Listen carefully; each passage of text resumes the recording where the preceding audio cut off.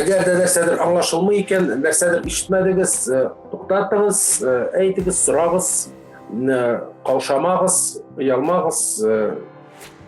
Без диалогта булырга тиеш. Плодотворно проведем все это время, и не только ближайшие 10 дней, но и ближайшие месяцы, да, когда вам, собственно, и нужно будет написать пьесу.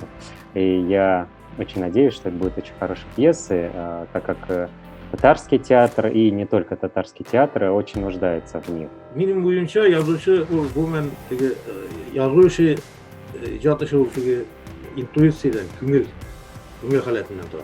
Ana teorisin Mayakovski'de aytgan edi. Men necha tapqir erendim endi tegi anda qarayni, yamplarni, lekin baribir boshimdan chiqib ketadi.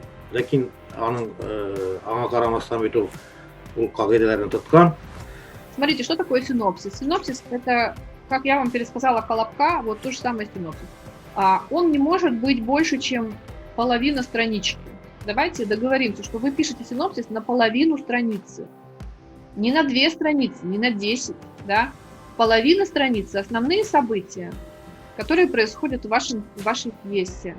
Нужно, чтобы было видно главного героя. Главный герой идет к своей цели, преодолевая препятствия. Вот основная драматургическая схема классическая.